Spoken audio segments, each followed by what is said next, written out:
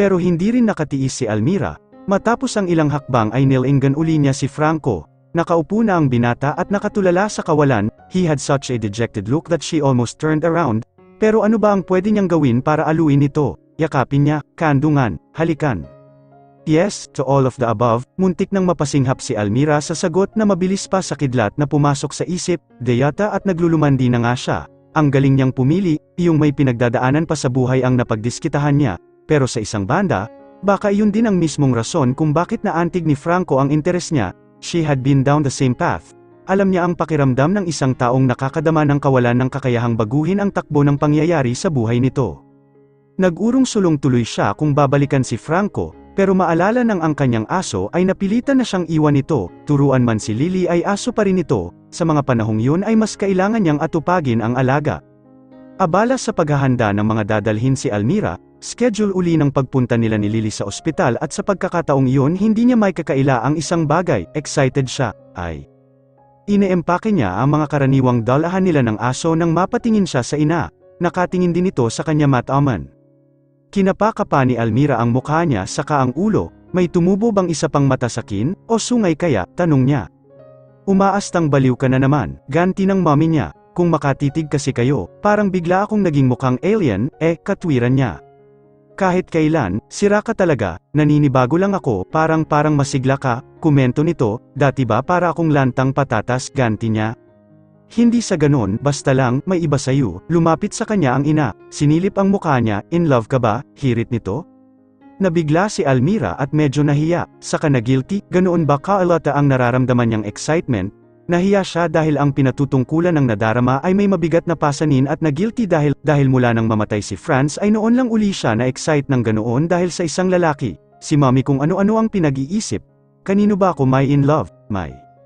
Nakikita ba kayong lalaking aali-aligid sa kin? May pila ba sa labas ng gate, ni isang rosas nga, o kahit kampupot? Wala kayong nakitang dala ko, di ba? Tapos, in love ang sasabihin nyo. Bakit ka galit? Balik tanong ng mommy niya, ang dami mo pang sinasabi. Ngingiti-ngiti ito, isa pa, may masama ba kung sakaling ang in love ka, feeling mo, babawalan kita? Aba, mawawala ka na sa kalendaryo, kaya kung gusto mong ma-in love, humayo ka at magparami. Sinabi niyo yan, ha, magparami talaga at magpakasal ka muna bago ka magparami, sabad. Nito, hindi naman lingid kay Almira ang adhikain ng mommy niya na maipakasal na siya, kahit ang daddy niya tuwing nakakausap ito sa Skype ay pasimpleng inaalam kung may kulay na ba uli ang love life niya. She could also understand why, gusto ng mga ito na sumaya na uli siya. Ewan kung mangyayari pa yon, may, pag-amin niya, hindi niya alam kung handa na siyang sumubok uli o kung magiging handa pa siya ever. Hindi biro ang pinagdaanan niya nang mawala ang mahal niya, paano kung mawala uli ang bago niyang mamahalin? Baka mabaliw na siya ng tuluyan, and yet thinking about Franco. Huwag mo nang ituloy, sinite niya ang pusong biglang na-excite na naman. Ni hindi niya iisipin ang binata, ang misyon niya para sa araw na iyon ay ang pasayahin ang mga batang may sakit, hindi ang kilitiin biglang nagliligalig ang puso niyang ewan kung bakit sa ngayon, masaya ako sa takbo ng buhay ko, sabi niya, pero mas ang sarili ang pinaalalahanan. O, paano? May, lalakad na kami, hinagkan niya sa noo ang mami niya, mag-iingat ka, bilin nito. Sure, May, ikaw din, huwag kang magpapasok ng manliligaw dito kahit gaano pa kaguwapo, sira ulo, kinutusan siya ng ina, loyal ako sa daddy no, mo. Tumawa si Almira, high school siya nang magsimulang. Magtrabaho sa Dubai ang ama kaya bihira nila itong makasama, ganoon man, alam niyang mahal na mahal ito ng ina, joke lang niya ang tungkol sa pag-estima nito ng gwapong bisita, kung may gwapo mang manliligaw na mapapagawi. Rito, sigurado kung ikaw ang pakay, ganti nito. Mukha ni Franco ang nag-flash sa isip ni Almira, pero bago pa mahawa ang pantog sa pagliligalig ng puso ay nagpaalam na siya sa ina. Papunta na siya sa cancer ward nang bumukas ang elevator, lalaking nakasakay sa stretcher at tulak-tulak ng attendant ang sumalubong sa kanya, nakilala agad niya ang mukha ng lalaki, tigagal siya ng mooari kung sino yun, si Franco. Dinala sa ang binata dahil bigla di umano itong nag-collapse, ayon sa nabalitaan ni Almira. Matapos suriin ay overfatigue ang naging hatol ng mga doktor, 24 hours daw na oobserbahan si Franco kaya ang kinahinatnan ay na-confine ito sa ospital na halos naging tila tirahan na rin ng binata. Nakaswero si Franco at halata ang panghihina, nagbabawi rin tiyak ng tulog ang katawan nito kaya hayon at kulang na lang ay maghilik. Dinalaw ito ni Almira matapos ipakisuyo kay Wendell na iuwi na muna si Lily, walang bantay si Franco kaya kahit tulog ay nagpasya siyang manatili na muna sa tabi nito. He looked quite pale, nangingitim din ng husto ang ilalim ng mga mata ng binata, hampak ang pisngi, at mahaba-haba na ang tubo ng balbas, pero kahit sa ganoong estado, habang pinagmamasdan ni Almira nakikili-kiliti pa rin ang puso niya, ang binata ay. Noon bumukas ang pinto, isang babae ang nyon, may dala itong supot na tila pagkain angle iniluwalaman. Hi, ako si Gina, pinsan ni Savannah, you are, tanong nito. Almira, tumayo siya mula sa silyang nasa tabi ng kama, volunteer ako ng isang grupo. Sa maigsing paraan ay isinalaysay niya kung paano nakilala si Franco. Ilang beses ko na siyang pinipilit umuwi, ani Gina, sabi ko, pwede namang magpalitan kami. Parati naman siyang tumatanggi, good friends kasi sila ng pinsan ko, habang inilalapag ang mga dala ay nagkukwento ito. Napagkamalan nga silang, mag-asawa, kasi nga, napaka-devoted ni Franco sa pagbabantay sa pinsan mo. Ganyan talaga yang si Franco, masyadong maalalahanin, nisosobrahan nga lang kung minsan, hayan nga sariling kalusugan ang napabayan, sa kanya tuloy walang mag-aalaga ngayon. Nasaan ba ang pamilya niya? Yaman din lang na mukhang maluwag sa pamamahagi ng impormasyon ang kausap ay sasamantalahin na ni Almira. She found Franco quite intriguing anyway, ang pagkakataon. Ang alam ko, matagal nang hiwalay ang parents nila ni Carlo, lola na raw ang nagpalaki sa kanila, pero patay na rin daw yun, mga 3 years na yata, dalawa lang silang magkapatid at kalat-kalat na rin sa iba't ibang lugar at bansa ang mga relatives nila. Siguro ay iaarkila ko na lang siya ng nurse na titingin sa kanya, 24 hours. Lang naman, I could do it, impulsive ang pasyang iyon ni Almira, basta na lang lumabas sa bibig niya, why you will, nagulat si Gina.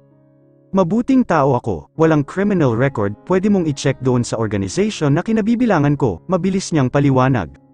Bahagyang napatawa si Gina, hindi ko naman inisip na may masamang pakay ka, nagulat lang ako, but well, that's good if you're willing to stay with him, kung hindi lang ako busy, gagawin ko sana, pero ikaw ba, may trabaho ako? Laundry shop at water refilling station ang pangkabuhayan ko, may mga tao naman ako, kaya pwedeng sila muna ang bahala roon, saad niya. Noong bago mamatay si Franz ay pumapasok sa isang real estate company si Almira, nasa marketing siya at doon nakilala ang nobyo, nang pumanaw si Franz ay nag-breakdown siya, nag-resign siya dahil hindi na niya magawa ang trabaho, mabuti na lang at buo ang suporta sa kanya ng mga magulang. Nang magsimulang makabawi ay nagpasya siyang huwag na munang magtrabaho, ang mommy niya ang dating namamahala sa laundry shop at refilling station pero ipinasa na muna nito yun sa kanya, ayon sa ina ay gusto nitong magpahinga, pero ang hula ni Almira ay para maramdaman niya na hindi siya simpleng palamunin ng mga ito, pinagbuti na lang niya ang pagpapatakbo sa negosyo nila, at sa ngayon ay ilang sangay na ang naidagdag sa mga dating branches nila. Mabuti pala at hindi makakaabala ng husto ang pagbabantay mo kay Franco, I'm sure he'd be grateful, sabi ni Gina, at sana lang ay matuto na siya, para kapag lumakas na siya ay maghinay-hinay naman siya. You don't have to do this, iyon ang bungad ni Franco nang madyas ingan si Almira, and I don't have to stay here, malakas naman ako. Bilang patunay, nagtangka itong bumangon, pero agad din na napasandal uli sa unan, tingin ni Almira ay nahilo binata. Ang malakas ba kamo, sabi niya, I just need a little time, sinapo nito ang noo. Saka ipinikit ang mga mata, nahihilo nga siguro, pero hindi ko na kailangan ng bantay, besides, I don't know you. Ayaw mo yun, exciting, hirit ni Almira, exciting, iminulat ni Franco ang isang mata para silipin siya. Hindi mo alam kung paggising mo, buo pa ang katawan mo o na chop-chop na kita, di ba exciting yun? Sandaling napatingin ang binata sa kanya at napakunot noo, saka natawa kasabay ang pag-iling-iling, you're crazy, anito. I agree, sagot niya, but seriously, ayokong maabala ka pa, I mean, 24 hours lang naman akong oobserbahan, kaya kunang mag-isa sa loob ng 24 oras nasa ospital naman ako, Okay, kung ayaw mo talagang makita ang pagmumukha ko, hindi naman kita mapipilit, sige, sasabihin ko kay Gina na hindi mo feel na makasama ako, inilabas ni Almira cellphone niya at umakmang. Ang magtitipa roon, wait, don't tell her, pigil sa kanya ni Franco. Baka magpilit siya na siya ang magbantay, busy siya, alam ko. Sabi ay nga niya, pero hindi siya makakatiis na pabayaan ka, hula ni Almira. Ganoon na nga, kaya huwag mong sabihin sa kanya na hindi ka na magbabantay, at sa palagay mo, kaya iyon ang konsensya ko, tanong niya, isa pa, kapag may nangyari sa iyo, ano na lang ang sasabihin ni Gina kapag nalaman niyang hindi ko pala tinupad ang napagkasunduan namin, sa lagay na yun ako pa ang nagpresenta. Natigilan si Franco, ay ikaw ang nagpresenta, paniniyak nito, oo. Bakit? Iyon din mismo ang tanong ko, bakit anito? Dahil, walang magbabantay sa you, but you hardly know me. Krimen bang magbantay sa taong hindi mo gaanong kilala, tanong niya? Ito, kasunod ang biglaang pagbangon, Savannah, bulalas nito kasunod ang tila nalilitong paglingga-lingga, si Savannah, nagsimula itong bumaba mula sa kama. Relax ka lang, hinaranggan ni Almira si Franco. Sa palagay niya ay nanaginip ito at kasalukuyan pang naalimpungatan. Savannah needs me, okay lang siya, magpahinga ka na muna, pigil niya sa akmang pagtayo nito. But no buts, you need to rest, ayos lang si Savannah, nagpapahinga rin siya. Sa dakong huli ay napahinuhod din niya ang lalaki na mahiga na uli, inayos pa niya ang kumot nito na nagulo sa pagbalikwas kanina, sweet dreams, aniya matapos na banayad na tapikin ang pisngi ni Franco. Nakapikit na ang binata pero ngumiti ng bahagya. Nang magsalita siya, naudlot tuloy ang paglayo na dapat ni Almira. Imbes ay natukso siya na pagmasdan ang binata, kahit tulog ay halata ang stress sa hitsura nito, walang duda, nahihirapan si Franco sa ginagawang pagbabantay kay Savannah, his constant worry about her seemed to be also taking a great toll on him, natagpuan na lang ni Almira na hinahagod ang mga gatlas sa noo ni Franco, masyado pa itong bata para magkaroon ng wrinkles, kaya walang duda, ang pag-aalala nito ang dahilan ng mga pledges na yun, look. He snuggled against her caressing hand para itong pas ang nakatagpo ng pagpapala. Naupo siya sa tabi ng kama at itinuloy ang paghagod sa noo at ulo ng binata, a gentle smile softened his expression, kahit paano ay mukhang nakadama ito ng ginhawa sa paghagod niya rito. Ilang sandali pa ay naging mahimbing na uli ang pagtulog ni Franco, pero kahit sa pagkakahimbing ay tila mayat-maya pa rin itong binabagabag ng alalahanin, ilang beses na napakislat ang binata at kinailangang hagurin uli sa noo ni Almira para mapayapa. Naalala niya ang ilang pagkakataon na ginawa niya ang ganoon para kay Franz. Madalas sumpungin ng migraine ang dating nobyo at kapag sumasakit ang ulo ay para di umano yung banibiyak, para guminhawa ang pakiramdam ni Franz ay hinihilot niya ang sentido nito. Tumetalab naman daw, ayon sa dating nobyo, madalas ay nakakatulog ito kapag ginagawa niya yon. At hindi nalalayo ang tagpo ngayon sa mga pinagsaluhan nila dati ni Franz. Ang unang reaksyon ni Almira ay ang pigilan ang pagdaloy ng mga alaala. Dulot kasi ng mga alaalang iyon ay sakit ng kalooban para sa kanya, it made her remember the things she now missed, salamat na lang sa tulong ng kaibigan dahil kaya na niyang dalhin ang sakit na yon. Kung dati ay parang may panaksak na tumetarak sa dibdib niya kapag samasagi sa alaala ang dating nobyo, ngayon ay mas nangingibabaw na ang pamamanhid ng kalooban. The numbness was her defense against the pain, mas mabuti na yung manhid ang pakiramdam niya kaysa ang nasasaktan siya. But now, Almira did not feel numb, instead, she felt a certain pleasure as her hand smoothed out the creases on the guy's forehead, napahugot siya ng malalim na hininga, parang may sumundot sa konsyensya niya sa natukoy na reaksyon sa ginagawa, masyado yata siyang nag-e-enjoy sa ginagawa, yaman din lang na mukhang napanatag na sa pagtulog si Franco ay minabuti niyang itigil na ang paghagod sa noo nito. Nakaramdam siya ng kakulangan nang ilayo na ang kamay sa noong kanina ay pinagpapala niya. Itinuon na lang niya ang pansin sa paglalaro ng game sa dalang tablet. Hindi pa tumatagal ang pagtulog ni Franco nang may umalingaw-ngaw na ingay tunog yun ng cellphone at sigurado si Almira na hindi sa kanya yon, hindi ganoon kalakas sang volume setting ng cellphone niya, agad niyang natunton ang pinagmumula ng tunog.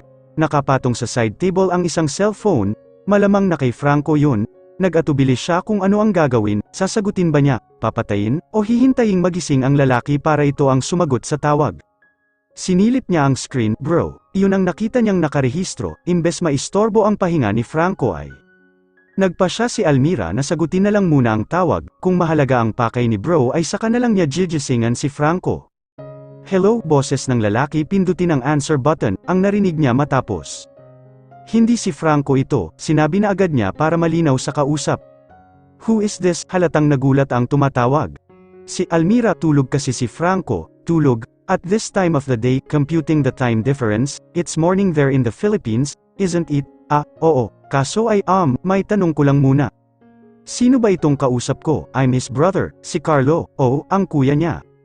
Nag-iisa lang akong kapatid niya, I'm Almira, by the way, nagpakilala na rin siya, I just wanted to ask how Savannah is, nasa ICU pa rin at wala pang nagbabago sa lagay niya, actually, nasa ospital din si Franco, nakakonfine, Nakakonfine, bakit kababakasan ng pag-aalala boses ng lalaki ang nag-collapse siya kahapon, over-fatigue daw ang posibleng dahilan, ayon sa mga doktor, masyado kasi niyang dinidibdib ang pagbabantay kay Savannah, Nag-alangan si Almira kung dapat ba niyang sabihin ang bagay na yun, kaya lang ay naisip niya na dapat din siguro na malaman iyon ng kapatid ni Franco.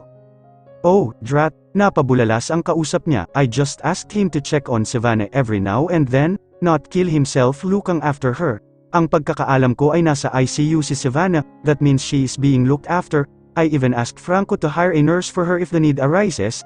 Narinig niya ang pagbuntong hininga ng lalaki. I didn't mean for this to get out of hand. How is he? By the way, tanong nito. Inoobserbahan lang naman siya kaya pinayuhan ng doktor niya na magstay sa ospital ng 24 hours, pero mukhang kailangan lang niyang magpahinga, sobrang na-stress lang siguro siya.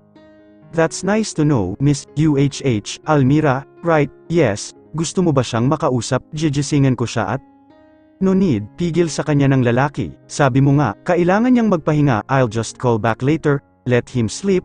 O sige, salamat sa impormasyon, anito, pagkatapos ay nagpaalam na. Nanibago si Franco pagdilat niya, kung anong oras na ay wala siyang ideya. Ni hindi niya alam kung gabi ba o umaga, nakasindi kasi ang ilaw sa kwarto at dahil makapal ang kurtina sa bintana ay mahirap matukoy kung maliwanag ba o madilim sa labas. Ilang sandali siyang nanatiling nakatulala sa kisame bago niya noari kung nasaan siya, nasa hospital room siya, hospital room. Napabalikwas siya nang maalala ang nangyari sa kanya. Nakakonfine nga pala siya, sa pagtayo mula sa higaan ay saka lang niya napansin ang ulong nakayupyup sa gilid ng kama. Nakilala agad niya kung sino ang nasa tabi niya, si Almira. Naglaro rin sa isip niya ang naging diskusyon nila tungkol sa pagbabantay nito sa kanya. He could also vaguely remember feeling a caressing hand on his forehead, kung panaginip yun o totoong nangyari. Hindi niya matukoy, pero malinaw sa alaala niya kung sino ang may-ari ng mapagpalang kamay. Walang iba kundi ang babaeng nakatulog na sa metigang pagbabantay sa kanya. Inilapit ni Franco ang mukha niya rito, napangiti siya nang marinig ang banayad na paghilik ni Almira, nakanganga pa ito, medyo naglalaway, wapoys kung tutuusin kaya nakakapagtakang natuwa siya at natukso na pagmasdan nito, just looking at her was enough to make him want to smile. Bigla siyang natigilan, naisip niya bigla na sa loob ng mahaba-haba na ring panahon ay noon lang siya napangiti, absurd na ideya siguro para sa iba na kaya ng isang tao na huwag ngumiti sa matagal na panahon, pero personal na karanasan yun ni Franco, because for such a long time, he did not find anything to smile about, lalo nang maaksidente si Savannah at hindi matukoy ng mga doktor kung mabubuhay ba ito o mamamatay, hanggang sa mga panahong iyon ay hindi pa malinaw ang sasapitin ng babae. Sa ganoong sitwasyon, sino ba ang mapapangiti? In fact, he felt as if he had been living in a dark cave for a long time now. Gumalaw-galaw ang ulo ni Almira, damilat ito, nagpunas ng laway, saka mabilisang inayos ang pagkakaupo ng mawaring may nakatingin dito. Oh, shucks, nakanganga ko, anito, sabay punas. Uli sa gilid ng bibig, at naglalaway pa, natawa na si Franco, okay lang, ako lang ang nakakita at hindi ko ipagsasabi, promise, sa magkanong halaga, anito. Napaisip muna si Franco, saka natawa na naman, how much is it worth to you? Si Almira naman ang tumawa, kumusta ka na ba, nakatulog ka ba ng maayos? Like a baby, saad niya, mabuti naman, ikan-iling-kiling ni Almira. Ang ulo, saka hinimas-himas ang batok, malamang nananakit iyon dahil sa posisyon nito kanina. Nagka-stiff neck ka, markang paywa no, hula niya, hindi naman bulalas nito matapos tangkaing ibaling ang ulo. Bakit kasi hindi ka umuwi? Hindi naman siguro ako mamamatay sa loob ng maigsing panahong may iwan akong mag-isa rito, sabi niya. Malay ko ba kung hindi nga, mahirap na. Saad nito, isa pa, stiff neck lang ito, madaling mawawala, shucks naman talaga, nasaktan na naman yata ito. Halika nga, hinawakan niya si Almira sa balikat, saka banayad na ipinihit patalikod sa kanya, hinimas-himas niya ang batok at leeg nito, napaungol ang dalaga. Masakit ba? Sandali siyang tumigil, medyo pero masarap din. Natawa siya saka itinuloy ang ginagawa, teka, tama na yan, anito makalipas ang ilang sandali, ikaw markang paywa yan, ang pasyente, kaya hindi mo dapat ginagawa. I'm just returning the favor, sabi ni Franco, hindi niya alam kung panaginip lang ba ang naramdamang paghagod ng babaeng ito sa noo niya at magandang pagkakataon yun para alamin niya, pinahimbing mo ang tulog ko kagabi sa pamamagitan ng mapaghimalang mga kamay mo. Mapaghimala talaga, natatawang sabi nito, hindi naman simpleng teknik lang iyon na natutunan ko dahil, bigla itong tumigil sa sinasabi. Dahil, udyok ni Franco na nabitin sa pagsasalaysay ng dalaga, wala. Dahil wala ang labo yata, naintriga si Franco, parang lihim sa likod biglang pananahimik ni Almira, parang sandaling nakipagtalo sa sarili ang dalaga. Pagkatapos ay humugat ito ng malalim na hininga, madalas kasing atakihin dati ng migraine si Franz, ex-boyfriend ko. Inalam ko ang tamang paraan ng pagmasahe sa ulo niya para maginhawaan siya. Lucky guy, usual niya. Pero bakit ex? Oh, sorry kung masyadong personal yung tanong. Okay lang, he's dead, namatay siya sa isang aksidente almost 3 years ago. Oh, gosh, I mean, that sucks. Sinabi mo pa, ayon ni Almira, for a long time, I didn't feel like living. Mas gusto ko na sumunod na sa kanya sa hukay, major depression ang dama po sa markang Paiwakin, at yun din ang naging daan para maging volunteer ako sa organisasyong kinabibilangan ko ngayon, A Friend Help Me, pagsasalaysay nito. Hindi ko ma-imagine kung ano ang pakiramdam mawala ng mahal sa buhay, nasabi ni Franco, kung nang mawawala si Savannah ay hindi niya alam kung paano haharapin yon. Kapag nangyari iyon, wala ka namang choice kaya kung ma-imagine mo man ngayon o hindi, pagdating ng panahon ay kailangan mo pa rin yung harapin at pakibagayan. Nasa sayo na lang kung anong paraan ang gagamitin mo. Napailing si Almira, I chose the destructive way, kaiya-hiyamang aminin ay ganoon ang ginawa ko, so ang palad na bida sa isang teleserye ang drama ko, liyong isang bulate na lang ang pipirma at mawawala na ako sa tamang katinuan. That's a typical reaction, komento ni Franco. Hindi pa rin iyon ang tamang reaksyon, anyway, huwag na nga nating pag-usapan iyon, total, tapos na rin naman. So have you gotten over the tragedy? Natagpuan ni Franco na curious siyang malaman kung ano na ba ang nararamdaman nobyo nito, ngayon ni Almira tungkol sa pagkawala ng. Nagawa ko ng tanggapin na patingin ang dalaga sa malayo, mas mabuti na ang lagay nito, itinuro nito ang gawin ng puso, kumpara noon na niayaw kong aminin sa sarili ko na hindi ko na makikita si Franz kailanman. That's the price we have to pay for loving deeply, I guess, aniya. At habang sinasabi iyon ay naramdaman uli niya ang panghihinayang sa pagmamahal na nawala sa kanya. Noon may umalingaw-ngaw sa pa-system ng ospital. Dr. Riley, to ICU, Dr. Riley, to ICU. Marahas na pagbuga ng hangin ang kumawala kay Franco nang marinig ang pangalan ng doktor ni Savannah, posibleng may iba pang pasyenteng nasa ICU ang manggagamot, pero ang una niyang naisip ay nangyaring masama kay Savannah, baka may kaya halos lumundag siya sa kama sa pagmamadaling. Makapunta sa kinaroroonan ng babae, PABAGSAK na inilatag ni Franco ang sarili sa pinakamalapit na upuan, na-discharge na siya at ang unang ginawa ay ang ituloy ang itinalagang tungkulin sa sarili ang pag-astang gwardya sibil sa labas ng ICU. Pinagalitan siya ni Gina at sinabihan ng doktor umasikaso sa kanya nang mag-collapse siya, pati nga na si Almira ay halatang hindi natuwa, pero hindi niya pwedeng pabayaan na walang bantay si Savannah, lalo pa pagkatapos ng kabang idinulot sa kanya noong isang araw nang tinawag sa pa-system ang pangalan ng doktor nito. Totoo ang masamang hinala ni Franco, si Savannah ang dahilan kaya umalingaw-ngaw sa buong ospital ang pangalan ni Dr. Riley. Nag-alarm ang monitor ni Savannah at inakala ng mga nurse ay nawalan ito ng heartbeat, nag-malfunction lang pala ang makina, ganoon man, paalala yun kay Franco na anumang sandali ay pwedeng mamaalam sa mundong ibabaw ang pasyente, at hindi niya maaatim kung mangyayari iyon na wala siya sa tabi nito, grave dereliction of duty o matinding pagpapabeya sa tungkuling iniatas sa sarili ang turing niya roon.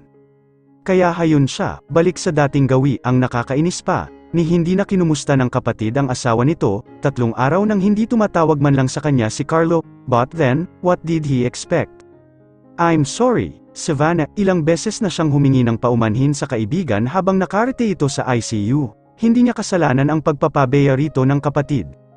Pero dahil siya ang naging daan para magkakilala ang mga ito ay hindi niya maiwasang maramdaman na may naging papel siya sa sinapit ng kaibigan, I also should have, hindi niya itinuloy ang iniisip, kapag ginawa iyon ay lalo lang siyang magi guilty. Isinapo ni Franco ang ulo sa 2 kamay, he did not just feel tired, but so sad as well. Sinasabi ko na nga ba, nandito ka pa rin kagyat na gamaan ang pakiramdam ni Franco sa narinig na tinig, lalo nang magangat siya ng tingin at makita ang may-ari niyon. O, baka hindi ka pa kumakain, isang supotang. Iniabot ni Almira sa kanya, may tatakyo ng isang fast food chain. Manghuhula ka pala, aniya, pumalatak ito, hindi ka marunong instructions, sinabihan ka ng sumunod kumain ng maayos, mamaya niyan, nahihimatay ka na naman, ng Okay lang, maraming magre-revive sa markang Paiwakin, this is a hospital, after all. Hi, nako, itinirik ni Almira ang mga mata. Kumain ka na muna, mukhang kulang na sa nutrisyon ang mo kaya nababaliw na utak. Thanks, inabot niya ang supot, may cat erno pang kape ang pancake na natuklasang dinala nito para sa kanya, the best ka, alam mo ba yon, nasabi tuloy niya? Sabi ko naman sa iyo, maniningil ako, sure ba, kahit ano. Kahit ano, sigurado ka, Anito, oo ba, ano ba ang hihingin mong kapalit, kung katawan ko, handa kong ibigay. Asa, sagot ni Almira na inirapan pa siya, tumawa rin naman ito pero agad ding naging seryoso ang anyo, umuwi ka at magpahinga, utos nito. Naudlot ang paghiwa niya ng pancake, iba ang hingin mo, na lang, iyon lang ang gusto kong hingin, this is not good. For you, masyado kang nagpapagod, I second that. Hindi natuloy ang akmang pagprotesta ni Franco nang may sumingit na tinig, sandaling tila tumirik ang isip niya, nakilala niya ang boses, pero hindi maintindihan kung bakit naririnig iyon sa lugar na iyon, ganoon na lang ang pagkamangha niya ng balingan ang nagsalita at metuklasang hindi iyon nakaringgan lang ang kapatid nga niya ang nagsalita. Nandito ka, iyon ang lumabas sa bibig niya, wala, imagination mo lang ako, sagot ni Carlo. Bakit sinadya pa siya umuwi, na ibulalas si Franco pero hindi. Naglalakad siya sa pasilyo at pauwi na matapos dumaan sa ICU, naiinis siya sa kapatid, pero mali na mainis siya, kaya pati sa sarili ay naiinis din si Franco. Dapat nga ay matuwa siya, sa pag-uwi ni Carlo sa Pilipinas ay nawala na sa kanya ang responsibilidad ng pagbabantay kay Savannah, ang kapatid niya ang asawa kaya nandito lahat ng karapatan na magpasya sa anumang may kinalaman kay Savannah. And that was making him crazy, dahil si Carlo ay hindi niya kasensigasig sa pagbabantay sa asawa, it was also driving him crazy, because there were times he believed that his vigilance by Savannah's bedside was the only thing that was keeping her alive and she needed to live. Unlike him, hindi nagtatagal sa ospital si Carlo, padaan-daan lang ang kapatid at kinakausap ang mga doktor. Pagkatapos ay aalis na naman, katwiran ni Carlo, walang maitutulong kay Savannah ang presensya nito, kaya bakit ito tatanghad sa asawa ng 24 ito? Si Franco tuloy ang naatat na magbantay sa kaibigan, kaso, hindi na magandang tingnan na gawin niya yon ngayong nandito na ang asawa ni Savannah, ang pwede na lang niyang gawin ay ang dumalaw-dalaw sa kaibigan. Ganoon ang ginawa niya kanina, galing siya sa ICU at minasdan ang kaibigan, kinausap din niya si Savannah, patuloy sa pag-asang kahit wala itong malay ay tatagos sa subconscious nito ang boses niya. Keep fighting, Savannah, I'm here for you, and you wouldn't believe it but Carlo is here, too. Ginagap niya ang kamay ng kaibigan, pilit itong binibahagi na ng lakas niya, please leave, usual niya. Gusto pa sana niyang magtagal pero dumating si Carlo, kinailangan na niyang umalis kahit alam na maya-maya lang pinakamatagal na nga siguro ang 10 minuto ay iiwan na uli ni Carlo ang asawa, bakit pa siya umuwi-uwi kung wala rin lang siyang balak tulungan si Savannah sa pakikipaglabang mabuhay, bakit pa siya umuwi, ulit niya, nakabusangot ang mukha. May kausap ka, muntik niyang mabigwasan ang nagsalita, bigla lang kasi itong umimik. Wow, nakataas ang dalawang kamay ni Almira sa harap mukha nito nang mabalingan niya. Nasobrahan ng kayata sa kape, komento nito, at sa konsumisyon. Sorry, nagulat lang, sagot niya, sorry din, may sapusa ako minsan, sobrang tahimik gumalaw. Let me guess, galing ka sa cancer ward, hula niya, tumango ito. Saan nakapark yung aso mo? Sa ibaba, nakikibanding pa kay Wendell, sumaglit lang ako rito para, mukhang nag-alangan si Almira, para alamin kung kumusta na si Savannah, sa tingin ni Franco ay namula ang mga pisngi nito. At kahit may kabagalan ang pick-up niya ay nahinuha rin niya ang posibleng dahilan, hindi lang si Savannah ang pakay nito, pati siya, baka nga lalo siya. Wow, nanliit si Franco sa kakapalan ng mukha, assuming ka na, filler pa, but he had to admit, he felt, well, kind of tickled by the idea.